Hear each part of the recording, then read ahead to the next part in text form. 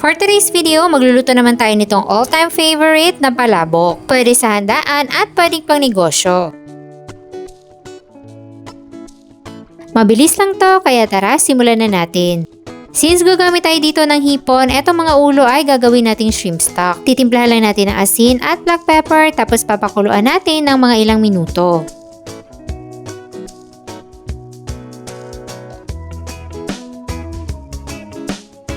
After natin yung mapakuluan, itabi lang natin yung sabaw. After nyan ay papakuluan din natin itong ating bihon noodles. Antayin lang natin na lumambot. Then hanguin na natin to at hugasan natin ng running water hanggang sa lumamig para mag-stop yung cooking process. Set aside lang muna natin yan at magpainit na tayo ng konting mantika dito sa kawali at ipapan fry natin yung ating mga shrimp. Lutuin lang natin to hanggang sa magkulay orange na.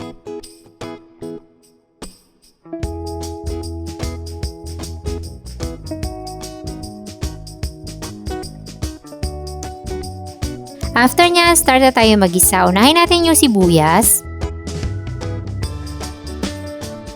Next, ang bawang.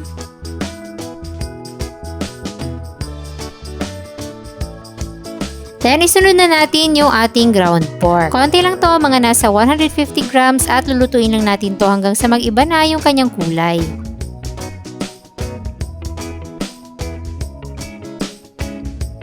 Kapag ganito nag-render na siya ng sariling mantika, ihalo na rin natin yung ating tinapa flakes. Then, pwede na natin ilagay yung ating pinagpakuluan ng hipon. Dagdagan lang natin ng tubig para mas marami yung ating sauce. Antayin lang muna natin itong kumulo bago natin ilagay yung ating atsweti powder para hindi magbuo-buo. Yung dami naman ito ay depende kung gaano katingkad yung gusto nyo sa inyong sauce. So ako, mas prefer ko talaga yung matingkad na orange kasi mas nakakatakam siyang tignan.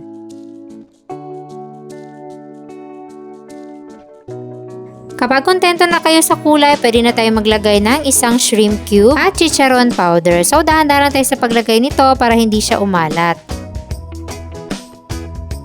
Isa rin tong chicharon powder sa magpapalapot ng ating sauce. Kung walang available nito, pwede kayong gumamit ng dinurog na chicharon. So, timplahan lang natin yan ng asin at black pepper at para mas lumapot pa, maglalagay tayo ng cornstarch slurry. Dagdagan nyo lang hanggang sa makuha nyo yung gusto nyong consistency sa inyong sauce. So, okay na to. Mag-plating na tayo. Una natin ilagay yung ating bihon noodles. Isunod na natin yung sauce.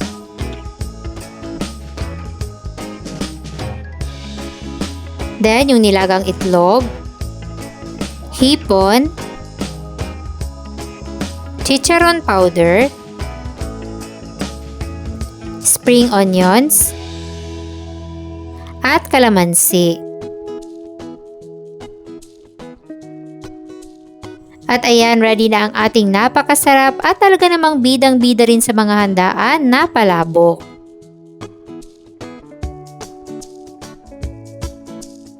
Hindi ba napakadali lang, kaya kung kulang pa ang handa mo, idagdag mo na to sa iyong listahan. At nga pala, meron tayong kompletong listahan ng mga sangkap dyan sa baba. Sana nagustuhan niyo ang ating recipe for today. Enjoy and happy holidays!